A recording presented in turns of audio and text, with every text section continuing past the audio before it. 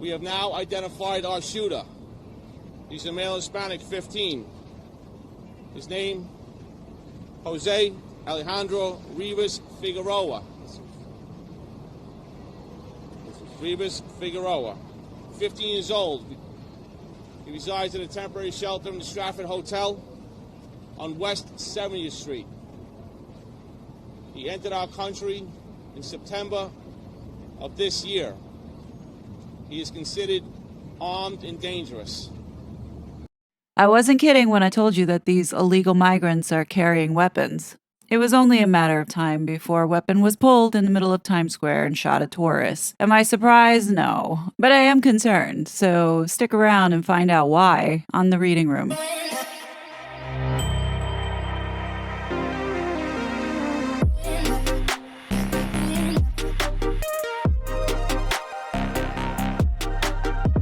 I can't feel sorry for this kid.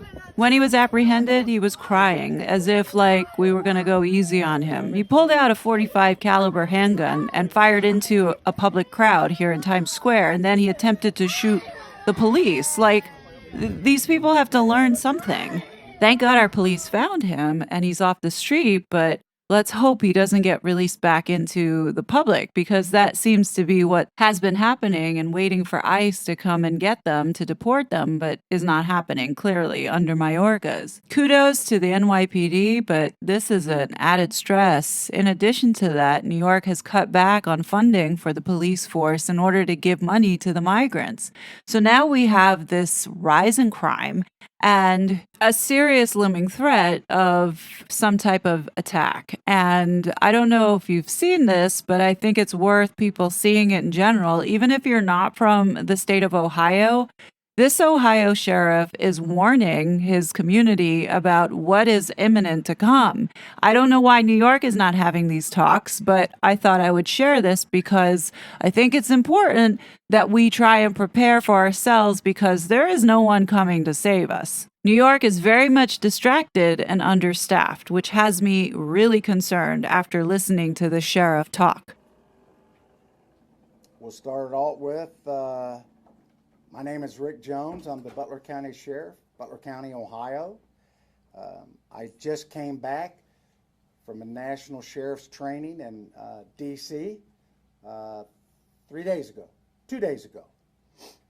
We were briefed by the FBI director, Ray, the director of the FBI, and several federal agencies. There's 3,300 sheriffs in the United States. The President of the United States refuses to meet with the sheriffs of the 3,300. We have a hierarchy. We have a president. We have a vice president. President of the United States refuses to meet with the sheriffs. He also refuses to meet with the police chiefs of the United States. They have a hierarchy also. He refuses to meet with them to talk about border issues or talk about crime that's going on because of the border issue. We were also told by Mr. Ray, the FBI director, that there are more red flags going off now than before 9/11. Okay? When I say red flags, meaning people that are here in this country that are wanting to do harm to us. We were also explained we're bombing 2 countries right now. 2 countries. These people do not like us before this started. There's thousands of people here from other countries, 160 different countries. They're here not to be our friends. Some of them are coming because they're wanting to come here to the best country in the world, the way we see it. Some are coming here to do harm to us. And we were told by the FBI director, it's not a matter of if, it's a matter of when. We were also told 5 sheriffs went to Israel 5 weeks after the attack. The only thing that saved the Israelis, the government, was the local police. They were outgunned, outmanned. They came over. The Palestinians did. They came over. They killed, raped. The sheriffs were there. They talked to the police. The local police are what saved that country. You can't just call, even in Israel, you can't just call the military up and they're going to be there, okay? They went house to house, raping, killing. The Israeli police, when our guys got there, the sheriffs, said they just don't hate us. They hate you guys equally. And the same people that train them are the same people that train people to hate us. The FBI director said when 9/11 hit, there's more red flags now than then. So, and he said, these are people that want to kill us and do harm to us. Now, so you're wondering, I want everybody to know what I know. I can't tell you everything, but I want the public to know that we are in a terrible way right now. The United States, and I'm going to get to the local, the United States, we're on the defense. You can't be just defense and not have an offense. We have no offense. We're just defense. We're absorbing these attacks. We're in other countries. We're supplying them with weapons. We're supplying them with our treasure, our money, and we're not doing much back home. So, with that in mind, we were also told that they're going, this is from the federal government 3 days ago, they're going to attack our elections, which they've always done that, just not the national. They're going to go into the locals. They encouraged us to talk to our local election officials and be prepared as much as they can for cyber attacks. Even locally, you have to be prepared.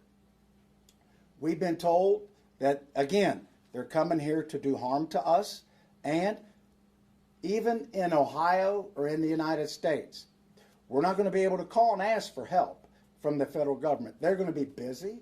The military's not coming, the National Guard. When 9/11 hit, it was all the police and the fire, and they were in total organized chaos.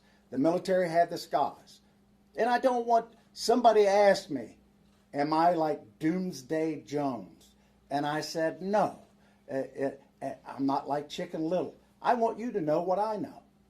And if you don't believe what I'm telling you, that's okay. You can do what the Israeli citizens done.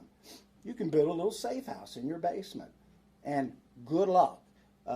Now, getting to where we've been attacked here in Butler County. You're going to think, well, we've never been attacked. We have. The Russians attacked our system, our electronic system, our computer system. They hacked it. They also are trying to hack, just not ours.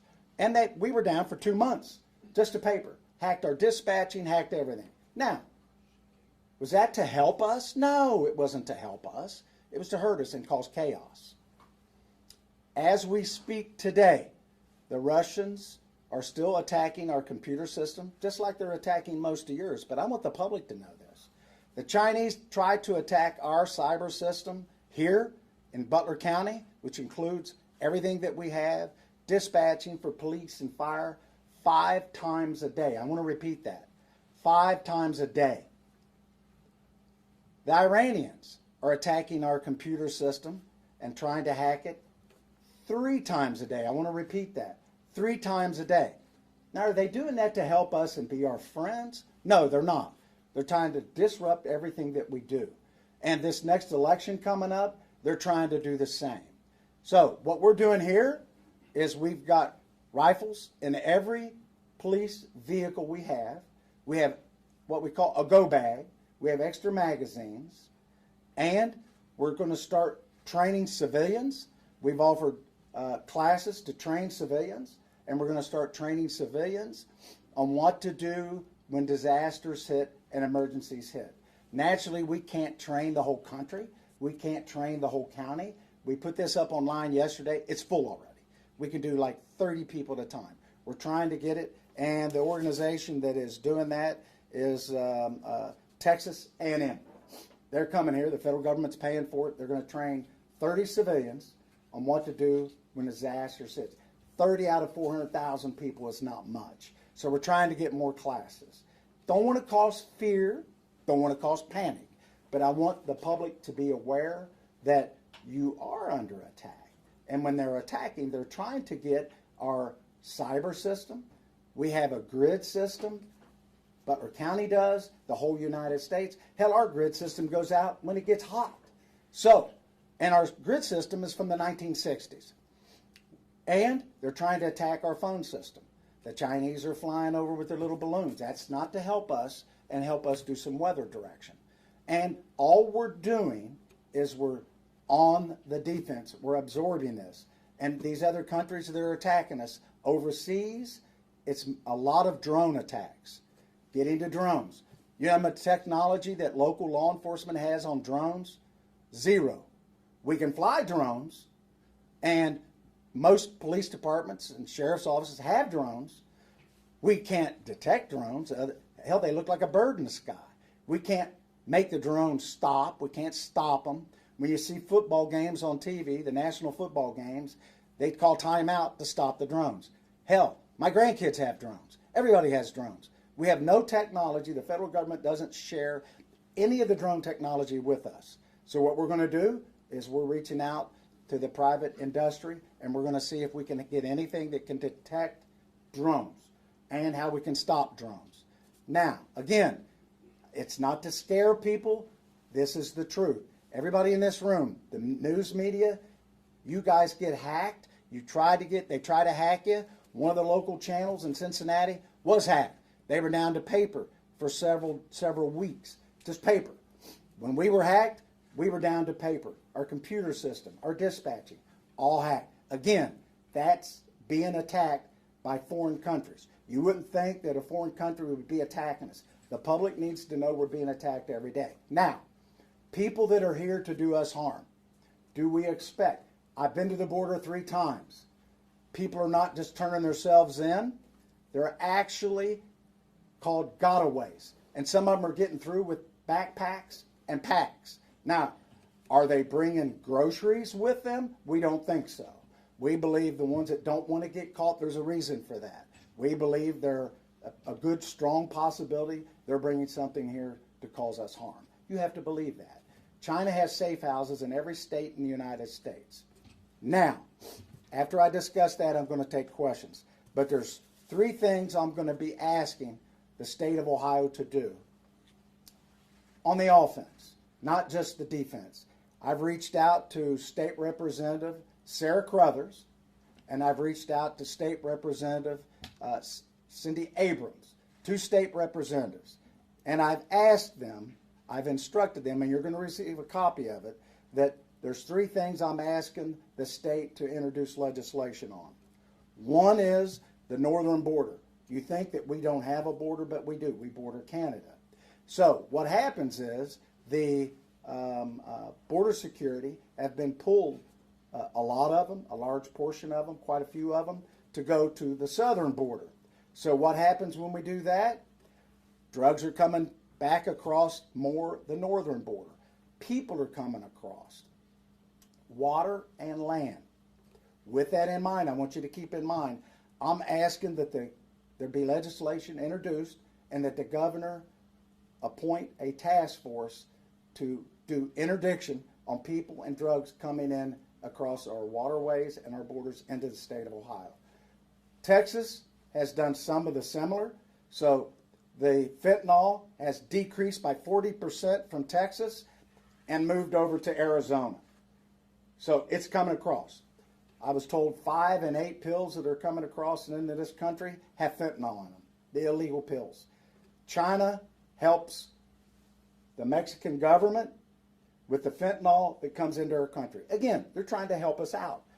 They're our friends. 5,000 people die a year in Ohio, fentanyl poison. 100,000 die a year in the United States. Our government is doing nothing to stop it. We're on the defense. Number 1, that we have a border security task force. Number 2, I'm asking that the 2 state representatives introduce legislation that will also form a full-time, 24-hour-a-day cyber security, not part-time. Every department has their own. We don't communicate with anybody.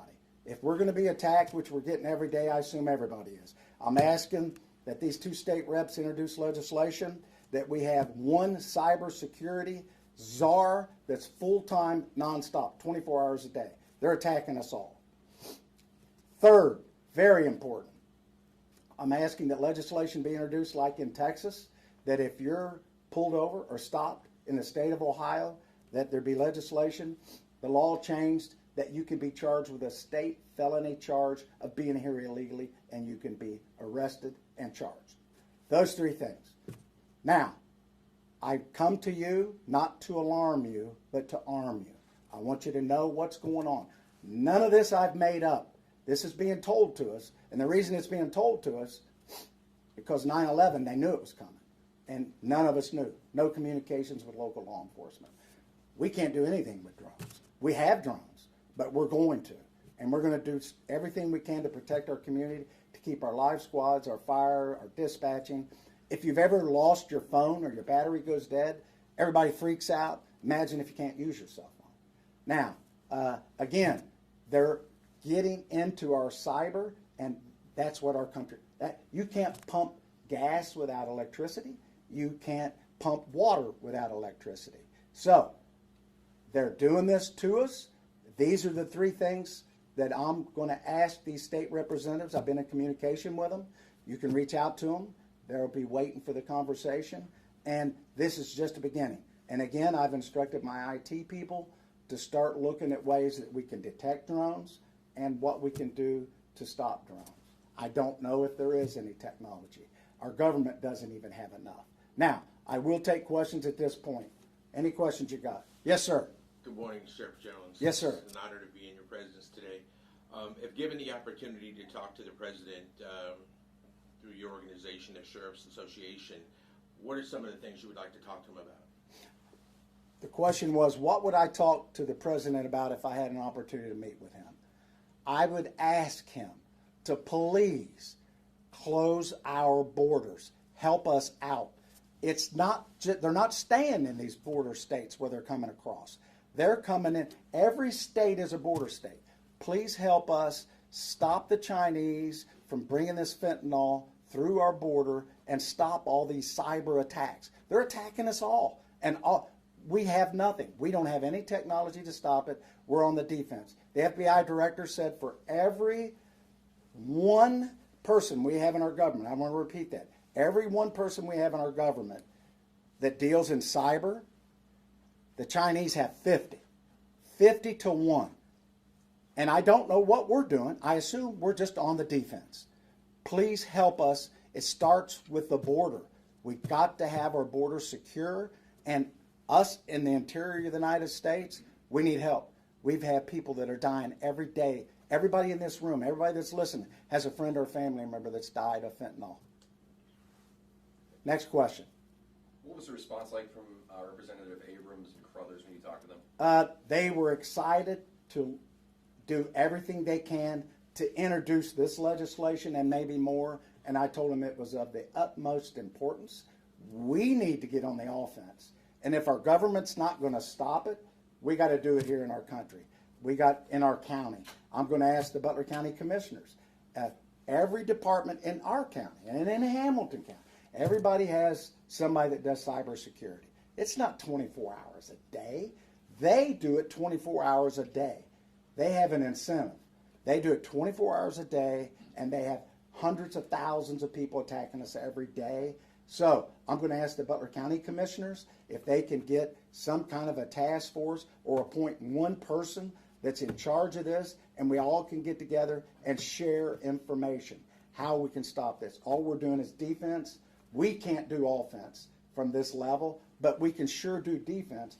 And it's just, if you throw the dart at the board enough, you'll hit a bullseye. And everybody here, everybody's being attacked cyberly, and it's not to help you. It's to cause you grief. It's to cause you not to be able to dispatch, and then they want money from you. They want a ransom. We didn't give them a ransom, so they released all of our information. And the FBI, you know what they told us? We don't recommend ransom, but some people do it. So, next question. You mentioned that you're going to have some conversations with the Butler County Commissioners, but have you already shared with them what you learned in D.C.? I've shared with one of them what I've learned, and I'm going to meet with a group of them, and I'm going to tell them what I've learned, but they already see that by what you're doing here today, and the public's going to see it. We're going to put it out. We want everybody to know what we're doing, and everybody, we all need to be on the same page. We can't just have, I think the state of Ohio has a part-time person, a part-time group. and they meet on occasion. You know how much shared information we get from that? Zero. We should all be on the same information. I'm going to ask the commissioners to form a committee immediately and appoint or hire somebody. That's all they do is security, cyber security. Somebody that can do it, not somebody that's working in the parking garage and parking cars and they get appointed to that job. We want real people. We're meeting with experts in the field as we speak, and we're trying to share resources and gain more information. I'm not going to tell you who they are, but I want everybody to know in our country that I'm doing everything that I can. I'm one sheriff of 3,300 sheriffs, but I have a very large mouth, and I want everybody to know what I know. I want you to know what the FBI told us just 2-3 days ago. This is pretty fresh information. And if you don't think that we're under attack, we are. And we train for mass shootings in schools, we train for mass shootings in the malls, but we don't train for multiple shootings or multiple attacks. And the National Guard's not coming to your community to help you unless it's a flood or disaster, and you're on your own for about 7 days. And if you remember 9/11, which a lot of you don't, they were on their own. And the police is your last line of defense, police and fire. We're training right now for hazmat. We're the police, and we've been training for hazmat. We have hazmat equipment. We belong to the Hamilton County hazmat team, and we're training for chemicals because we have people that are driving trucks in this community and all over the United States that don't even speak English. They can get driver's license. They can take the test. I don't know if they're here illegally or not. So I give you that information. It's a lot to fathom what's going on, but I am asking that you put this information out to the public. The class that we had were full. It filled up last night, and we could probably do 5,000 people in that training. People want to know what they do when your cell phone doesn't work. If you've lost your cell phone in your house, you almost puke because you can't find your cell phone. Imagine not being able to use your cell phone. And imagine not being able to do dispatching. No electricity in the winter. I mean, not to scare people. It's not to alarm you. It's to arm you. Sheriff, does the analogy of see something, say something to all Americans, especially in the Ohio regions, Hamilton County, Montgomery County, and the like, see something, say something? Is there a number individuals can call if they see something very unusual? There is, and we're going to give that to you before you leave. There's a number to call, and we had an incident a week ago, and we depend on the public. We put information out all the time. We communicate with the media. You help us get that information out when we're looking for people. When people are murdered and there's mass shootings and we're looking for suspects, we have to determine, can we put that out? Should we put it out? We need to put it out, and we depend on you to put that out. And if you do see something, pay attention to where you're going. Pay attention to what you're doing. Pay attention to who lives next door to you. And people are here to do us harm. And that's not a scare tactic. They are. They come across our border, and they're not coming across and all turning themselves in. These are people that are coming across to cause us havoc. You can't just be poor and walk across the border because you come from a poor country. The drug cartel controls that. They will kill you. You have to pay, either be an indentured servant or your family. They will kill you. And the Mexican government is not our friends. They're not here to help us. They're not in charge anyway. It's the drug cartel. Next question. What are some of the basic, bare necessities people need to do to be prepared?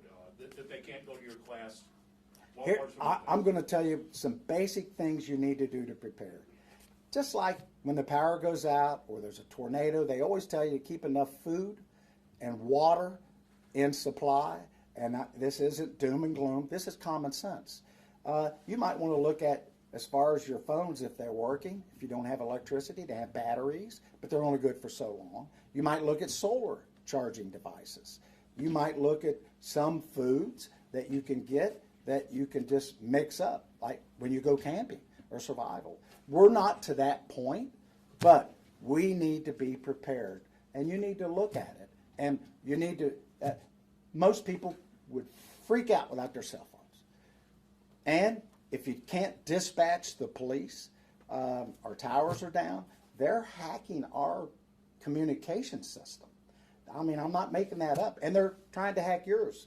They want us to be in chaos. They're trying to hack our elections, local elections. If local elections have issues, they always talk about the national, but they want you to feel it in the heartland. Really scare the hell out of you. Next question. You mentioned some of the training that your deputies are doing. Is there other additional training that you're looking to implement because of what you've learned? Yes, some of the training is the drone technology. We're trying to get that on our own because the government won't give it to us. So we're trying to get the technology there. We're looking at maybe squad training. We train for school shootings, what to do when we get there, or mall shootings. We're going to look at things a little differently when we get there, maybe squad training. We're going to ask the government if they can share with us, but they're kind of busy. They hire the wrong people. They're just on defense. They've hired like 35,000 IRS agents. Well, good for them. I guess they need more tax money. We need infrastructure help in our country. There's going to be an additional 100 million people in 25 years in the United States, almost a third of our population. We're not building bridges, highways, the infrastructure. We're not doing anything on our grids, nothing. So we're doing lots of training, and some of this is not my responsibility. I'm not in charge of the U.S. government. I'm not in charge of the state of Ohio. But these state representatives, we do a lot of things in our government, and we fight over silly things. They tried to do an impeachment on this Mayorkas, or however the hell you pronounce his name. And there's a lot of important things to do, and nothing happens if they do that anyway. All we do is fight over silly things. We need to get together and get some things done to protect our country, most importantly, for our safety. In Maslow's hierarchy of needs, if you went to school and you remember that, water, air, food, safety, right up at the top, in the top pyramid. And we are not abiding by those safety things. We are in defense, not one piece of offense. Our military is on defense. We're absorbing drone attacks, and before we attack back, we call them and tell them, hey, we're going to be there in about a week. You might want to empty your warehouse out. We need help here locally. You do, we do. That concludes the press conference at this time. We'll take any questions or anything anybody needs after it's over. Thank you very much. With the political climate getting worse day by day, and the dark forces that clearly are out to destroy America for selfish intentions. Now, the reason why I'm sharing this video is because it's not just Ohio that this is applying to. This is across the board, across the whole entire country of America. And also, if you're from Europe, this also applies to the people of UK, because whatever this migration plan is, there are sleeper cells that will be awakened at some point. And the fact that the UK and the United States have been so supportive of these wars, it really does make you think if something is going to get triggered or awoken at a certain time where we're all unprepared. So I am raising the red flag here to get you guys to start thinking of, well, what happens if this happens or that happens? Do you have a plan?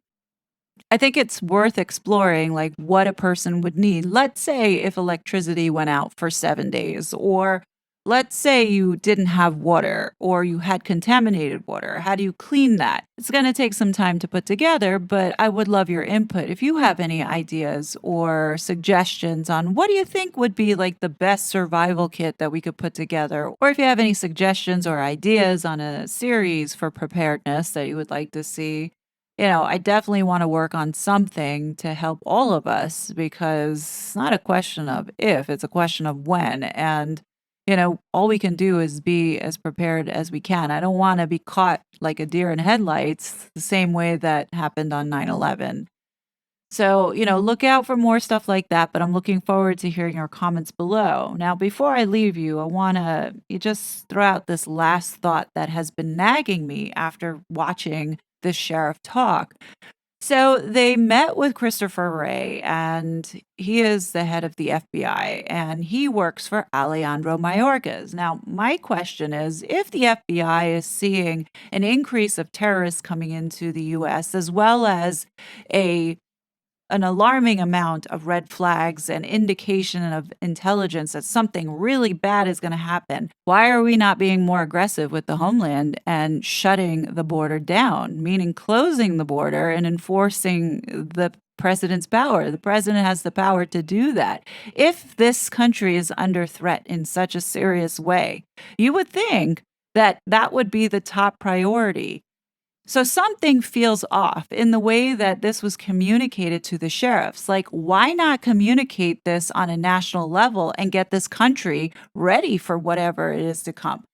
This somehow feels really off. Not saying that we shouldn't prepare, but I feel like, and this is just my opinion, I feel like there's so much that has been done to the American people by our own government that this too feels like this is something that they are provoking and are planning to do themselves. You know what I mean? But what do you guys think? Do you think that this is a scare tactic? Do you think that something is really going to happen by foreign forces? Do you think that it's our government, seeding this idea so then they can do this in order to take more freedoms away? Definitely love to know your thoughts. So, looking forward to reading them in the comments. But everyone, please be safe. And I'm looking forward to talking to you on the next one.